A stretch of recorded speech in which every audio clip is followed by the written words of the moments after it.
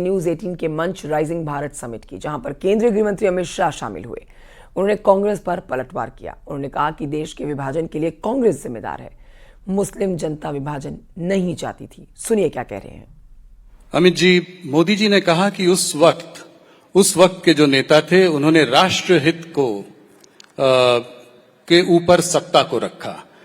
तो मैं ये जानना चाहता हूं आपसे कि मोदी जी किन लोगों के बारे में बात कर रहे हैं, कट्टरपंथियों का साथ किन नेताओं ने लिया और ऐसा क्यों किया? और पार्टीशन के लिए वो कहते हैं कि जो है मुसलमान नहीं चाहते थे कि पार्टीशन हो, गरीब मुसलमान नहीं चाहते थे ऐसा हो।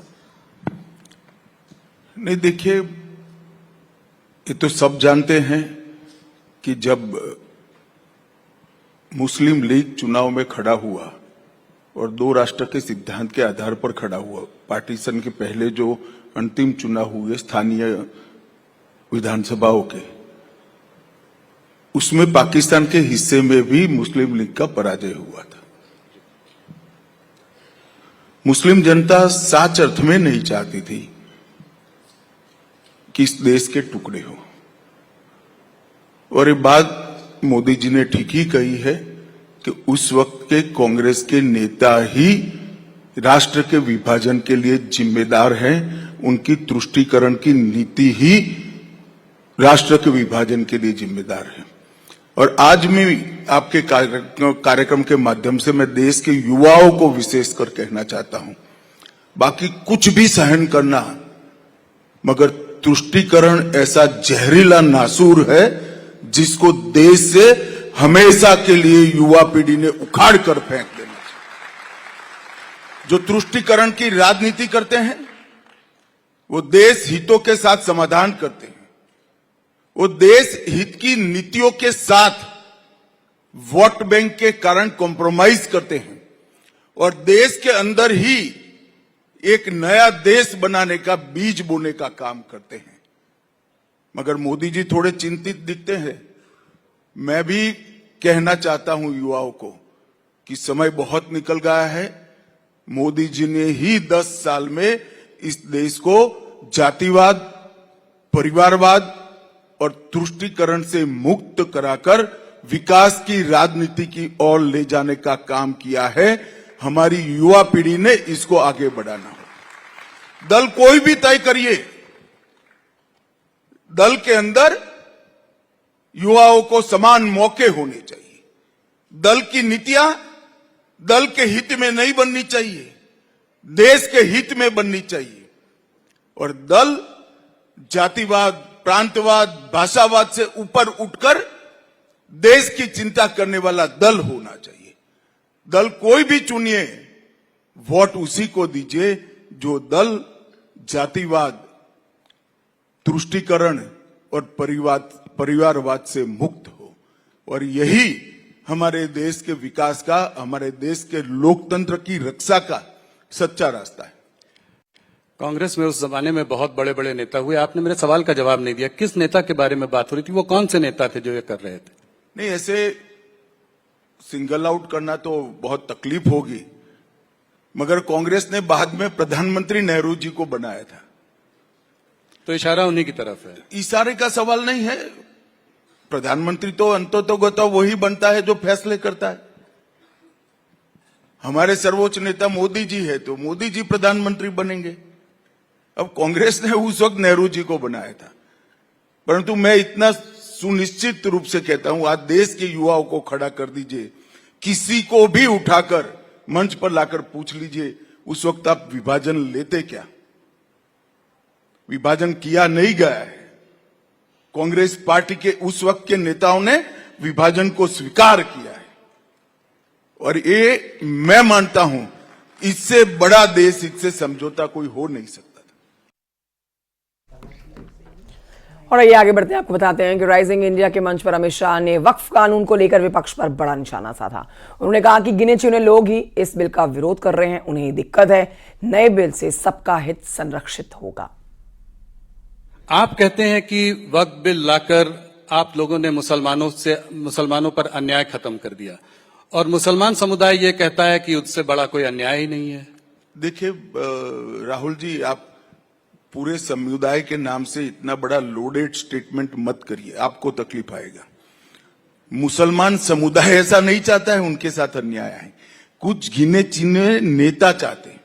मैं आपको दो चार सरल सवाल पूछता हूं जी। अभी का जो वक्फ का कानून है, इसके अंदर महिलाओं के लिए कोई कंपलसरी प्रावधान है क्या? आना चाहिए या नहीं आना चाहिए? इस देश की मुस्लिम महिलाओं को वक्फ बोर्ड और वक्फ काउंसिल में हिस्सा मिलना चाहिए या नहीं मिलना चाहिए? 80% मुस्लिम समाज पसमंदाओं का है, जो गरीब है, एक प्रकार से ओबीसी है। उनको वक्फ में प्रतिनिधित्व मिलना चाहिए या नहीं मिलना चाहिए? जी। सिया, आगा खानी, दाऊदी वोरा, मोहम्मदिया, अहमदिया, ये सारे मुसलमानों का कोई प्रतिनिधित्व नहीं है। वो भी मुसलमान है, क्यों नहीं मिलना चाहिए भाई? और कांग्रेस पार्टी तो माइनॉरिटी की बात करती है, तो माइनॉरिटी विद इन माइनॉरिटी को हम रखते हैं तो विरोध करते हैं। ये जो बिल आया है, वो बिल मुस्लिम समाज के हरेक अंग का प्रतिनिधित्व करने वाला बिल है। दूसरा, आज मैं आपने बहस देखी ही होगी, कांग्रेस के नेता कहते थे कि क्या गलत हुआ है। मैं आज देश की जनता को टीवी 18 के कार्यक्रम के माध्यम से बताना चाहता हूं कि आजादी से लेकर 2013 तक, आजादी से लेकर 2013 तक, इस्लाम जब से भारत में आया तब से जितनी वक्फ में भूमि वक्फ घोषित की गई, वो 18 लाख एकड़ थी, जिसमें मुगलों के पहले से भी जो वक्फ हुए हैं वो सारे आ गए, क्योंकि दिल्ली में तो वक्फ सल्तनत काल में हो गया था। और 2013 का कानून आने के बाद 18 लाख एकड़ में 21 लाख एकड़ भूमि और बढ़ गई। तो यही बताता है कि 2013 के कानून में आपने ऐसी व्यवस्था करी जो न्यायपूर्ण नहीं थी। किसी की भी भूमि को आपने वक्फ घोषित कर दिया, चाहे भूमि हिंदू की थी, पूरे के पूरे गांव वक्फ घोषित हो गए जिसमें लोग रह रहे हैं। कहीं मंदिर 1500 साल पुराने मंदिर वक्फ घोषित हो गए जहां पूजन अर्चन होता है। इस तरह से कैसे चल सकता है? और ये 2013 के पहले नहीं था। 2014 के चुनाव के एंड मौके पर कांग्रेस पार्टी ने अपनी वोट बैंक सुनिश्चित करने के लिए काम किया था। और मैं आपको कहना चाहता हूं, सारे मुसलमान भाई भी मुझे सुनते होंगे, ये 39 लाख एकड़ भूमि हुई है। इसमें से आर्गुमेंट करते कुछ तो कब्रिस्तान है, कुछ तो मस्जिद है, कुछ तो दरगाह है, ये सब मिल मिलाकर 5% से ज्यादा नहीं है। 39 लाख एकड़ की भूमि से राजस्व क्या मिलता है, आय क्या मिलती है? 123 करोड़ रुपया। रेलवे और सेना से बड़ी भूमि है भाई ये। तो ये आय कहां जा रही है? जो बैठ गए हैं वो भ्रष्टाचार करते हैं, क्योंकि ऑडिट की व्यवस्था ठीक नहीं है। हमने कानून के माध्यम से ऑडिट की व्यवस्था ठीक करी है। कानून के माध्यम से मुस्लिम समाज के हर तबके को इसके अंदर प्रतिनिधित्व दिया है। और उनका एक बहुत बड़ा आर्गुमेंट है कि हमारे धार्मिक मामलों में दखल देना। राहुल भाई, इससे बड़ा झूठ कोई हो नहीं सकता। वक्फ जो है वो वाकिफ बनाता है और मुतव्विल इसका मैनेजमेंट करता है। वक्फ बाकी सारे धर्मों के हिसाब से देखे तो ये ट्रस्ट है। ट्रस्ट तो उसी का होता है जो वो बनाता है। वक्फ उसी का होता है जो बनाते। इसमें कोई नॉन मुस्लिम रखने का प्रोविजन हमने नहीं किया है। पर 2 मेंबर वो तो आपने डाले हैं ना? वो वक्फ बोर्ड में डाले हैं और वक्फ काउंसिल में डाले। वो कहते हैं टेम्पल ट्रस्ट में। सुनो ना भाई, टेम्पल ट्रस्ट है ना जी। टेम्पल ट्रस्ट में नहीं रख सकते, वक्फ में भी नहीं रख सकते। पर चैरिटी कमिश्नर हिंदू हो गए, कंपलसरी है क्या? वो सिख भी हो सकता है, मुसलमान भी हो सकता है, क्रिश्चियन भी हो सकता है। टेंपल ट्रस्ट में नहीं रखना चाहिए, मैं भी मानता हूं, वक्फ में भी नहीं रख रहे हैं। जैसे ट्रस्ट होता है, इसका मैनेजमेंट अगर रिलीजियस ट्रस्ट है तो हिंदुओं के हाथ में होना चाहिए। वक्फ अगर अल्लाह के नाम पर दान दी गई संपत्ति है तो मुस्लिमों के हाथ में होना चाहिए। मगर ट्रस्ट चैरिटी के कानून के हिसाब से बरोबर चल रहा है नहीं चल रहा है, इसकी देखरेख, ये तो व्यवस्थात्मक काम है, इसमें धर्म कहां से आता है? फिर भी हमने तो 22 में 2 रखे हैं भाई, 14 में 2 रखे हैं। और एक बात मुझे बताओ, जो मैंने पहले कहा, पूरे के गांव कर दिए वक्फ, कोई मंदिर भी कर दिए, तो ये संपत्ति का डिस्प्यूट नॉन हिंदू का भी है या नहीं है? जी, हुआ या नहीं हुआ? जी। तो वो पार्टी है या नहीं है? 2 हिंदू इसका पक्ष न्यूट्रलिटी से देखेंगे तो क्या बिगड़ जाएगा? क्या इस देश में हिंदुओं को इतना भी अधिकार नहीं है भाई? ये बिल्कुल खोखली बात है जो कांग्रेस ने फिर से उनके समाप्त होते हुए अस्तित्व को आधार देने के लिए अपीसमेंट की पॉलिसी। और अगर इतना ही था तो प्रियंका जी तो वोट डालने भी नहीं आई, राहुल जी ने भाषण भी नहीं कराया। अगर आपकी पार्टी की प्रमुख पॉलिसी है तो पार्लियामेंट से बड़ा मंच क्या हो सकता है? लोकतंत्र में सबसे बड़ी पंचायत है। राहुल जी वहां बोले ही नहीं। इनकी पार्टी को 50% समय दिया था हमने, 50%, और कहते हमें बोलने नहीं देते। भाई आपकी पार्टी के वक्ता तो आप तय करोगे, आप बोले ही नहीं। अब हम क्या कर सकते हैं? अब चिल्लाएंगे। ये ऑपोजिशन पार्टीज ये भी कह रही है कि ये जो नैरेटिव आप बना रहे हैं, आप भी बहुत दमखम से बोले लोकसभा में, कल प्रधानमंत्री जी ने भी शानदार स्पीच दी यहाँ पे।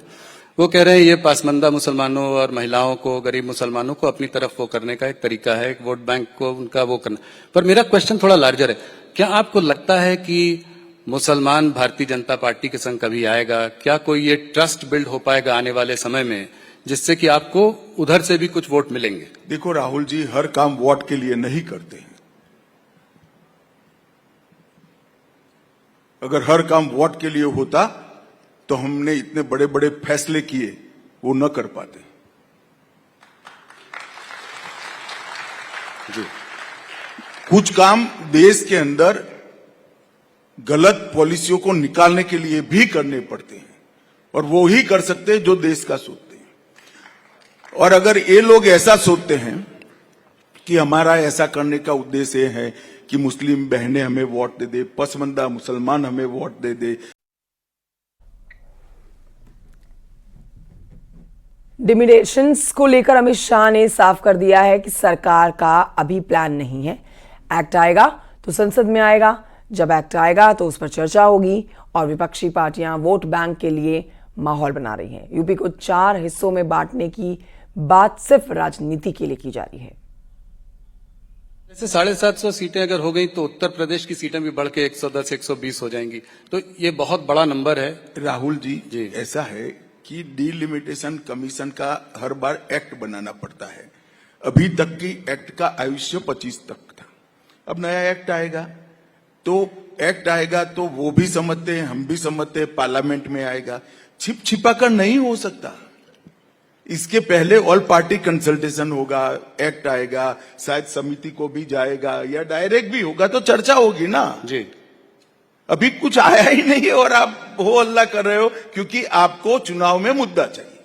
मैं ये कह रहा था कि अगर उत्तर प्रदेश में इतनी ज्यादा सीटें हों तो जैसे मायावती जी एक समय कहा करती थी कि उस प्रदेश का विभाजन होना चाहिए, 4 टुकड़ों में उसको बांटना चाहिए। देखिए, वो वोट बैंक के लिए कर रहे हो, आप टीआरपी के लिए कर रहे हो। अभी भैया आया ही नहीं है डिलिमिटेशन, काहे को डिलिमिटेशन करते हैं। एआईसीसी सत्र पर बोले अमित शाह, कुछ समझने वाले लोग अभी बचे हुए हैं।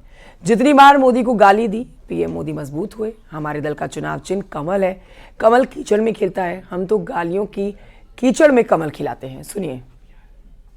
कांग्रेस की बात हो रही है तो एक सवाल यहाँ पे आपसे पूछना चाहूंगा। ये एआईसीसी का सेशन चल रहा है, उसमें जो खबरें हम पढ़ रहे हैं, देख रहे हैं, जो वहां से निकल के आ रही है, तो उसमें लीडर्स का मानना है, दो तरीके के थॉट्स हैं। एक तो ये है कि मोदी को गाली दो, मोदी के खिलाफ भाषण देते रहो, मोदी के पीछे पड़े रहो, और दूसरा कुछ नेता ये मानते हैं कि आप अपनी ऑल्टरनेट सोच, अपना विजन भी सामने लोगों के रखें।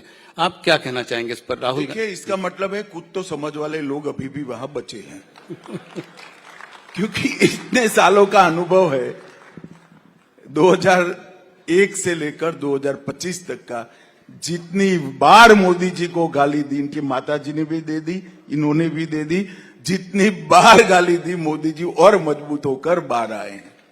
उनको मालूम नहीं हमारे दल का चुनाव चिन्ह कमल है, जो कीचड़ में ही खिलता है, ज्यादा खिलता है। तो हम तो गालियों के कीचड़ में ही खिलकर बाहर आते हैं, वो उनको मालूम नहीं। गृह मंत्री अमित शाह को अब सुन रहे हैं, एक और उनका बड़ा बयान आपको सुनाएंगे जिसमें उन्होंने वक्फ वाले बयान पर प्रदेश बीजेपी अध्यक्ष भूपेंद्र चौधरी ने कहा है उनके कि इससे गरीब मुसलमानों को फायदा होगा। केवल भूमाफिया और कुछ राजनीतिक दल ही जिनको निजी स्वार्थ की वजह से इसका विरोध करना पड़ रहा है। सरकार इस संशोधन लेकर आई है, सुधार की प्रक्रिया है, और उसमें माननीय गृह मंत्री जी ने लोकसभा में भी इस बिल के बारे में, जो आम आदमी से इस गरीब मुसलमान को इसमें लाभ होने वाला, उनके विकास के लिए इन संपत्तियों का उपयोग होने वाला है, उसकी चर्चा उन्होंने विस्तार से की है। केवल राजनीतिक दलों को और भूमाफियाओं को और ऐसे तत्वों को जिन्होंने उन पर अवैध कब्जा कर रखा है, जिन्हें उन अवैध कब्जे छुड़ने के उन्हें खतरा लग रहा है, उन लोगों के पेट में दर्द हो रहा है। माननीय गृह मंत्री जी ने बहुत मजबूती के साथ आम मुसलमान के हित में काम करने के लिए इस बिल को पारित कराया है। हमारी सरकार के माननीय प्रधानमंत्री जी का जो संकल्प है, सभी 140 करोड़ लोगों के हितों को ध्यान में रखते हुए काम करने का, उसकी ओर बढ़ता हुआ कदम है। और जो गरीब मुसलमान हैं, पसमानदा मुसलमान हैं, कमज़ोर लोग हैं, उनके हित के लिए ये सरकार बिल लेकर आई है। मंत्री जेपीएस राठौर ने वक्फ संशोधन कानून बनाने के लिए केंद्र सरकार को धन्यवाद दिया है। उन्होंने कहा है कि ये कानून मुसलमानों के हित में है। मौका विपक्ष को दिया गया है और माननीय अमित शाह जी को, माननीय प्रधानमंत्री जी को और सभी हमारे राष्ट्रीय नेताओं को मैं बधाई देता हूं, आभार व्यक्त करता हूं कि इतना बड़ा काम मुसलमानों के हित में, जो कभी कांग्रेस कल्पना नहीं कर सकती थी, वैसा काम हमारी सरकार ने मुसलमानों के हित में किया है। उससे पहले ट्रिपल तलाक को लेकर मुस्लिम महिलाएं जो सदियों से ट्रिपल तलाक का दंश झेल रही थी, पीड़ा झेल रही थी, उनकी पीड़ा से मुक्ति दिलाने का काम हमारी सरकार ने किया। और ये दूसरा बहुत बड़ा काम यहाँ पर होगा। इससे पहले आप समझ सकते हैं कि किस तरीके से यहाँ पर मुस्लिम तुष्टीकरण करके, अपीजमेंट करके उनके वोट बैंक को साधने का काम केवल किया गया। अमित शाह जी ने जिस तरीके से दहाड़ कर एक उनके प्रतिपक्ष के एक सवाल का जवाब दिया है, मुझे लगता है कि वो ऐतिहासिक है, एक मिसाल बनेगा। और ये वक्फ बिल के द्वारा एक कई प्रकार के संदेश इस देश में गए हैं कि किसी की बपौती नहीं है, देश सबका है और इसके देश के संसाधन सभी के लिए हैं, किसी एक विशेष वर्ग के लिए और किसी एक विशेष व्यक्ति के लिए इस प्रकार से संसाधन लुटाए नहीं जा सकते।